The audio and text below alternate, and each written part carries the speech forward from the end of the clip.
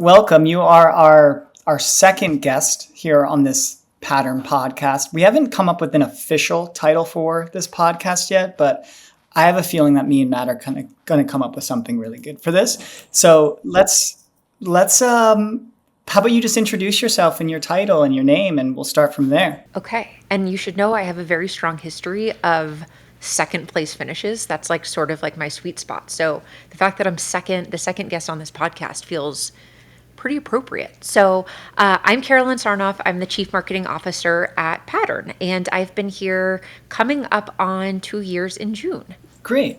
And then I'd love just to hear a little bit on your background and on like your career, like graduating school, where you went to school, and then your career and your path to where you are now. So I went to UC Berkeley. I grew up in San Diego, so took advantage of the great state school system. I studied art history, which is not terribly conducive to a career in business, but I was super lucky in that I had a sorority sister actually who was working at Salesforce.com in San Francisco. And really my goal was to live in San Francisco in an apartment with my friends. And so given that goal, I was really, really lucky to get in such a fast growing company. And so I started there in recruiting actually. So I spent 2 years in recruiting. I had just graduated and Salesforce wanted to start recruiting on campus. And so they said, you just graduated from college, surely you can go figure this out. And so got to do that for a couple of years. And then I worked for the CMO of Salesforce for 2 years. And so that was really where I got my first start in marketing. And getting to work for the CMO, I got a bird's eye view really of all the different marketing functions and got to do, he was incredibly influential in my career. His name is George Hu, an incredibly smart person, but he really encouraged me to try different things. And having studied art history, he was the one who really said, it would make a ton of sense for you to go to business school and round out your education. And so I did that. So I decided if I was ever going to leave the state of California, that was my chance. So I ended up going to Kellogg at Northwestern in just outside of Chicago in Evanston. And Kellogg is actually known as a school for marketers, also has a great focus on tech. And so it wasn't exactly what I thought I was going to go do, but I interned over the summer for a cloud computing consulting company. And so they did a lot of Salesforce implementations. They also did a lot of Amazon Web Services implementations. And so that was actually what got me interested in Amazon in the beginning, was just learning about their products and thought, okay, now I've seen them implemented, it might be interesting to go work at the source. And so at that time, they had a very general recruiting process. They did come on campus, but it was just kind of a single application for anything in Amazon Web Services to Kindle to retail.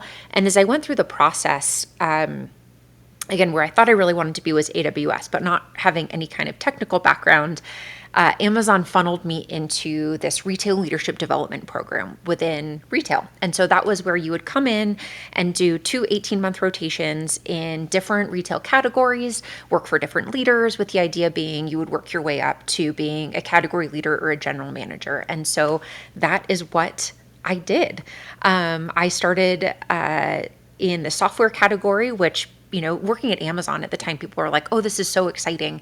And there I was, selling like tax software online, which sounded decidedly less glamorous, but I learned a ton. I think at Amazon, it was all about the challenges of the category you were working in. And so for me in software, it was about how do you continue to grow a business when there's a fundamental shift in how consumers want to buy that thing. And so at that time, this was like 2010, a shift from physical software on a disk and into digital software. And so got to be part of building that store and adding selection and working with brands to figure out that transition. And that is a theme that carried throughout my time at Amazon. It almost didn't matter what the category was. It was more about what are the challenges associated with selling that thing online, because that's where consumer behavior is going and that's what consumer preference is. And so it was all about how can we make that experience better for customers. Amazon is, an incredibly customer-centric company. And so it really was all about how do you put the customer first and solve problems on their behalf.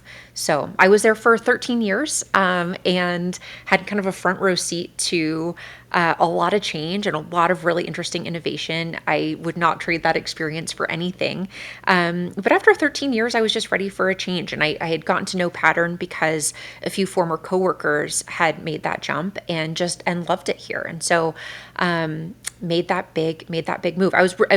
Getting back to kind of problems to be solved, that's also what brought me to Pattern. Was I'd seen firsthand how hard it can be for brands to navigate e-commerce marketplaces, particularly someplace like Amazon, which is incredibly customer focused, but probably a little bit less, brand or kind of vendor focused. And so to get to be part of a company that's solving that problem on behalf of brands, navigating that complexity and making it a lot simpler, acting as the easy button, that was just a problem statement I was really interested in. And so that's what it was, kind of the combination of the problem to be solved and the really incredible people that brought me to Pattern.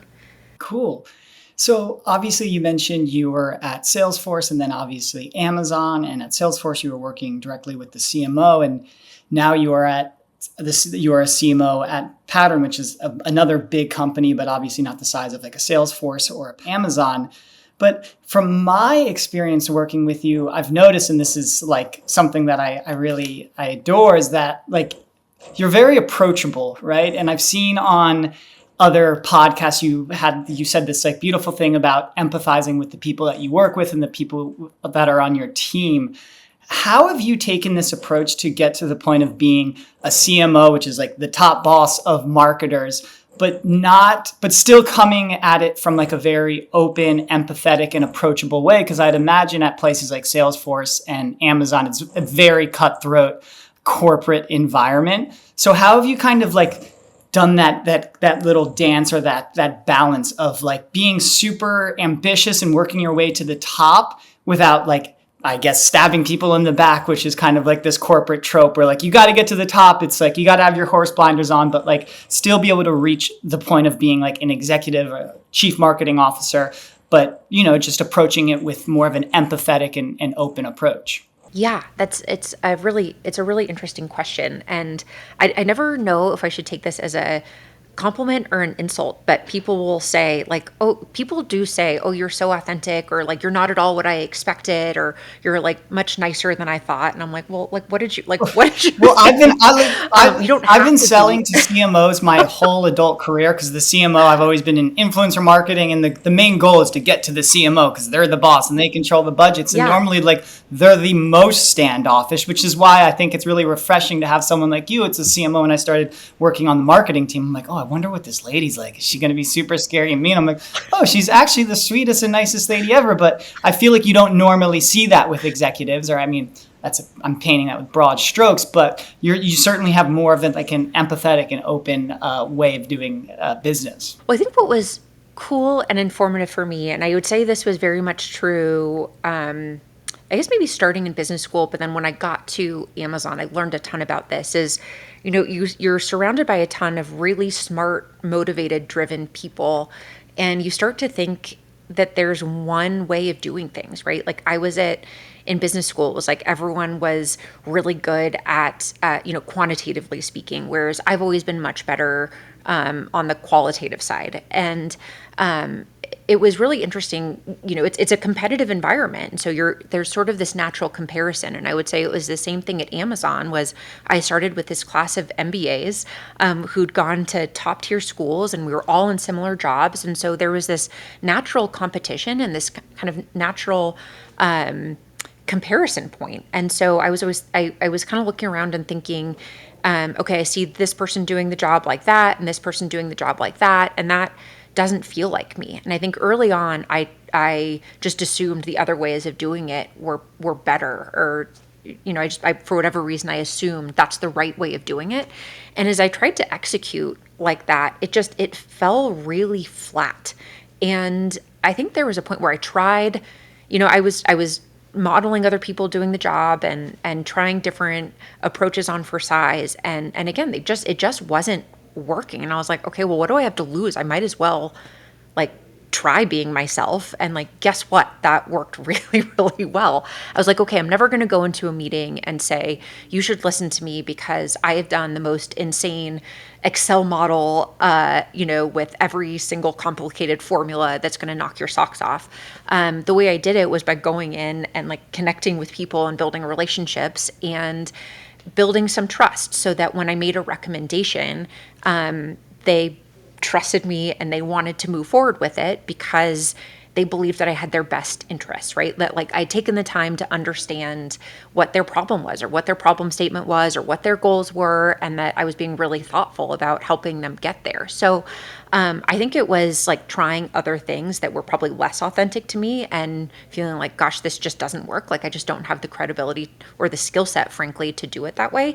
And kind of hitting rock bottom. Like my first 6 months at Amazon were really hard. I remember I was commuting in, taking the bus with my, now husband, and we'd stop for coffee. And I remember thinking, you know what, if Amazon doesn't work out, like maybe I can be a barista at this coffee shop. Like that seemed like a legitimate, like outcome for me. And so it was like, I've tried everything. I'm just not getting it.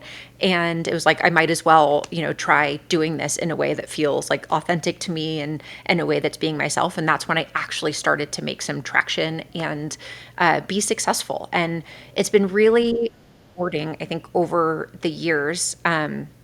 I was lucky to have a number of mentors who I identified with. And, we're not exactly the same, but people that I felt like, okay, the way they are leading that team or the way they are navigating a really difficult conversation or the way they're giving feedback, I think I could do that authentically, right? And so it was finding people who I could look up to and learn from as I was going through these like big learning experiences that really helped me get even more, I think, comfortable leaning in on what my strengths are rather than trying to be like somebody else. Do you think you could pinpoint, because I really in any career, whether if it's sports, music, or the corporate world, I feel like, and my dad used to always say this, that people in their lives and their careers always have defining moments. And it might not necessarily at the time feel like this crossroads, but then when you look back, you're like, oh, that was very important for me. Yeah. Can you pinpoint any, and maybe it's at your time at Pattern or even before, but a defining moment where you're like, this really accelerated, no pun intended, my career? Or also just like you mentioned, mentors, like specific mentors or specific pieces of advice that you received that you've taken into account? I have made a ton of mistakes. And so with that, I have learned a lot. So feel like I have a lot of those moments. There's one that stands out for me, and I've talked about this before because it was so humbling. But again, like so instructive to my worldview and to my approach. But I'd been at Amazon for probably 4-ish years, and I had taken a role leading supply chain and inventory management for patio, lawn, and garden. And that was the function kind of within retail categories at Amazon that I felt like I had the least natural affinity for. I was super nervous about it. I had just had the least amount of experience. But I was like, you know what? I really want to challenge myself and kind of prove to myself and everyone around me that I can do this thing and I can figure it out.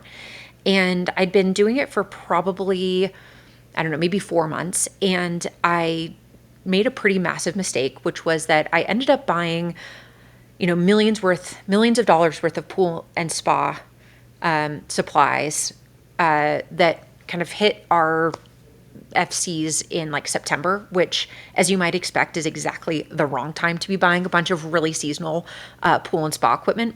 And so this was, there's like negative elasticity. We were just going to be holding onto this inventory basically until the next season started, like 9 months later. And so it was going to be a big drag on the P&L. The ops team was complaining. They're like, this stuff is big and bulky and it's just taking up space. And I had to go in and basically explain myself to my skip level director. And this was someone, by the way, who had started in operations and was like a real expert. And so I went in and I was like, I've been here 4 years, and if today's the day I get fired, well, I've had a good run. So I go in and I sit down, and he's like, okay, obviously this is like pretty bad. And like, what were you thinking? So I walk him through what my thought process, which was had some logic, but was obviously deeply flawed, and also said, here's kind of the plan, and here's how we're going to mitigate this not great decision. And he said, okay, this is the price of your Amazon education.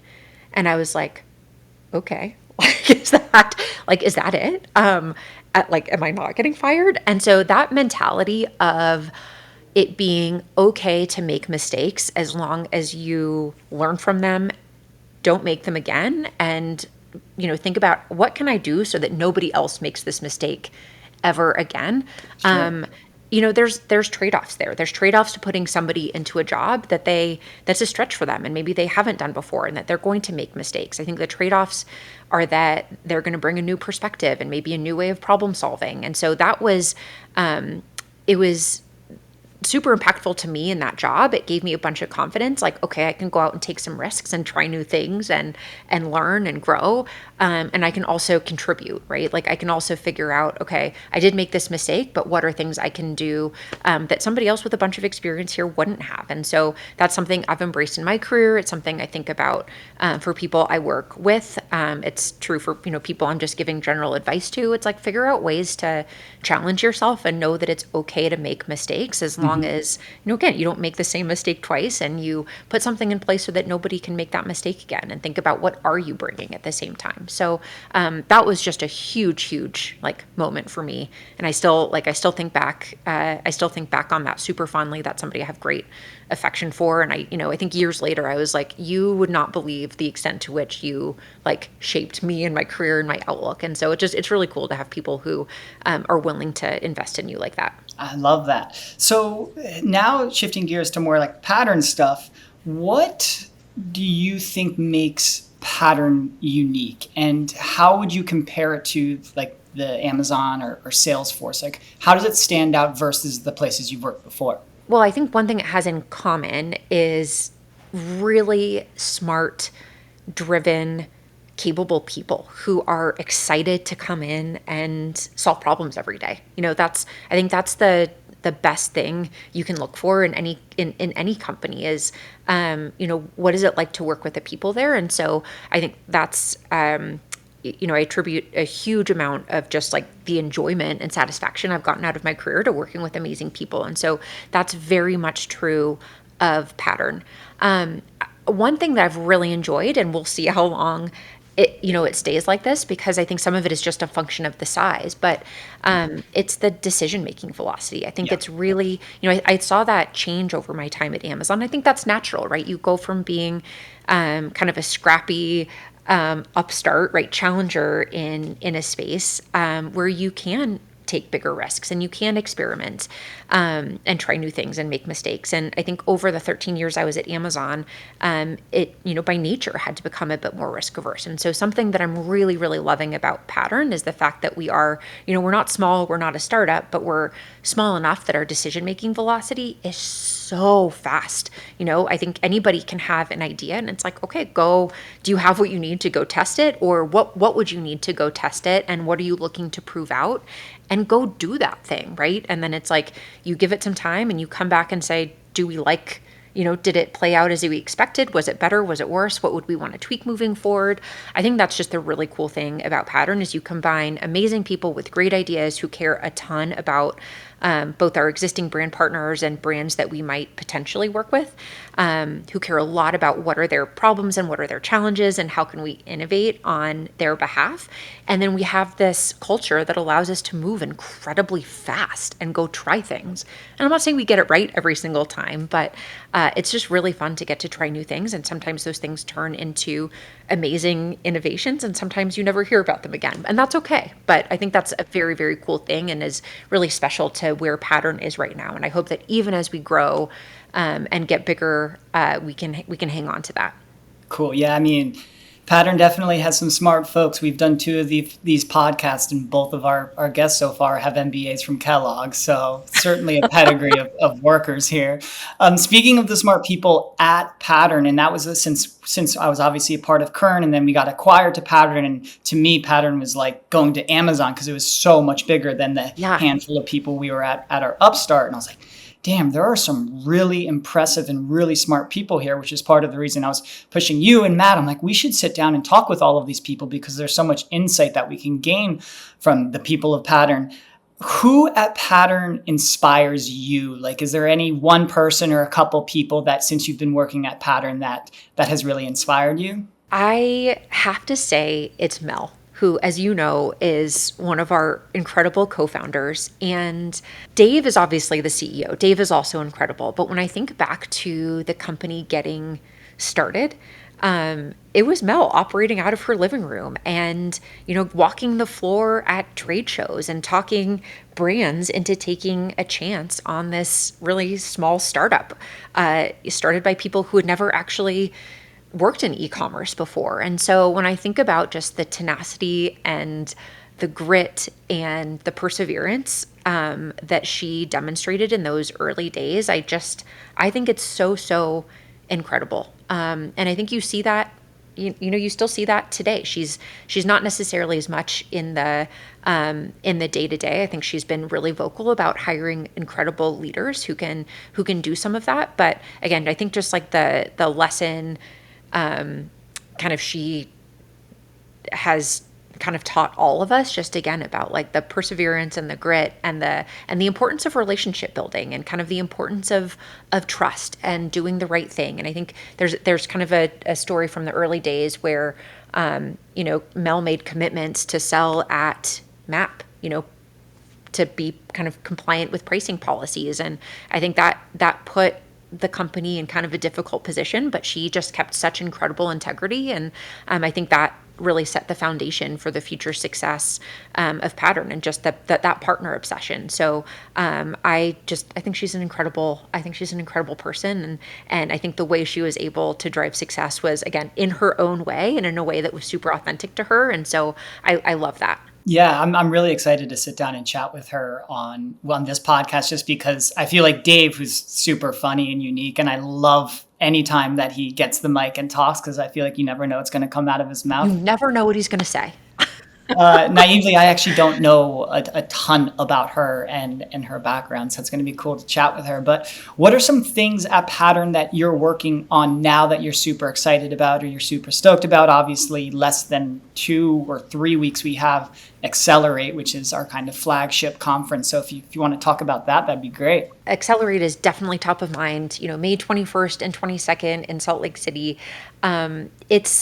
It's a Pattern hosted and sponsored event, but it's not about Pattern. It's really about the e-commerce industry in general. And I think that's something else I love about Pattern. It's not just about selling what we do. It's actually about furthering the e-commerce industry, and it's about creating community. And so I love that Pattern, again, whether or not you're a prospective brand, it's a conference that's for everyone. You could be a brand, you could be a service provider, you could be a marketplace, you could be, frankly, a competitor to Pattern. But I love that it's creating a space to talk about what are the big issues affecting both brands and service providers in e-commerce, and how are we coming together to solve some of those problems, and how can we learn from each other? And then you add in just some incredible speakers. It's very much about the content. So having Neil deGrasse Tyson, Damon John, Sarah Janke, who's the co-founder and CEO of Home Court, which is a home care company that she started with Courtney Cox.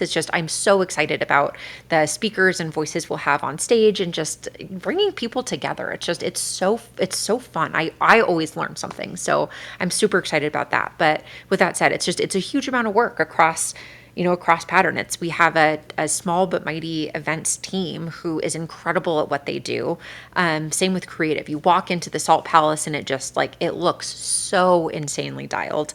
But then you think about everyone that's, creating content and, working to bring some of the Pattern innovation to life, which Dave will talk about on stage as how is Pattern innovating in the e-commerce space. It's really like an all hands on deck kind of effort across the company. And so it's something near and dear to me, but it's cool to see so many people from across Pattern come together to make it a success. Yeah, that's what I love about it. It's super broad. It's not like, oh, come to this boring conference where we're just talking about logistics and AI. It can be like there's so many different kind of conversations that can be had. And I feel like everyone that goes to the event like can get something out of it, regardless of what position, where they work, what type of brand they work with, or what they do with their lives, really. Totally.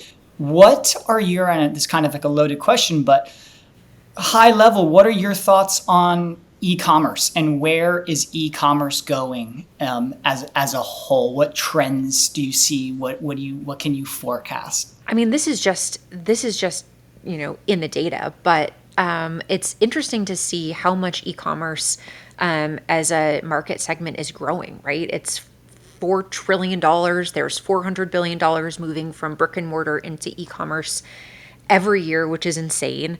I think 59% of that, e-commerce is taking place on marketplaces. And I think there's a reason for that. I think it's marketplaces are driving the customer experiences that consumers want, right? It's the competition, I think, makes those customer experiences even more compelling, right? Whether that's crazy fast, same day, within hours shipping, whether that's, access to selection, whether that's how do you find the right product for you, right? It's just, I think e-commerce, this is not like a hot take by any means, but I think the extent to which e-commerce offers convenience and allows people to spend more time, with their families or doing things that they love or, just doing things that bring them joy as opposed to going to a store, really is life changing. And so I think, again, the data is showing, e-commerce is growing, with so much of that going to marketplaces. And so, again, I think there's a reason for that. It's just, I think we're going to continue to see,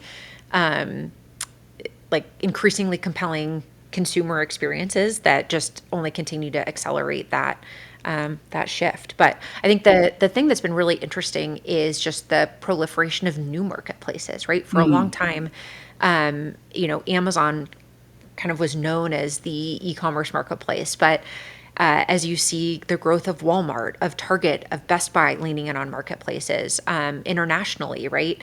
Temu and Shein bringing new selection domestically here to the U.S. So it's really, really interesting to see kind of the proliferation of new marketplaces and how much they're growing in such a short amount of time. Totally. I mean, even same with TikTok Shop as well. Like I Totally. remember 10 years ago when I first started selling influencer services or campaigns, you had to dance around the like people like, well, if we're going to spend $100,000, how many sales are we going to get? And it's like, well, you'll get a bunch of views and you'll get a bunch of likes and Logan Paul might retweet one of your videos.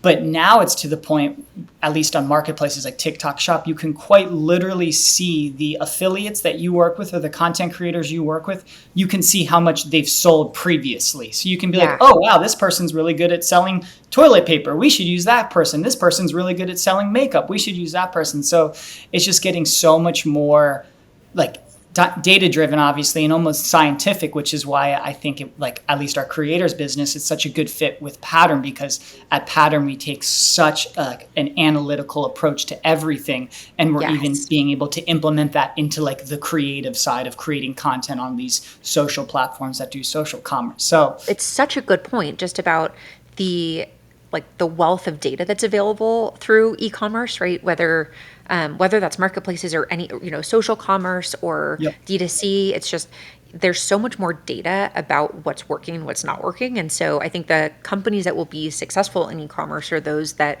not only have access to that data, but have the tools to kind of make that data accessible. So obviously, not to be totally self-serving, but obviously I think Pattern very much falls into that bucket. Yeah, no, and it's interesting too, because I feel like there's also this balance of volume of content that a brand is creating is beneficial, one from an algorithmic perspective, at least on like the social platforms, because the volume of content you create at a higher cadence, that will trigger the algorithm, which ultimately helps you getting your product seen. But then the more content you're creating, you're also gaining more data from that to understand and basically see which direction to go and in which type of creators or which product to focus on.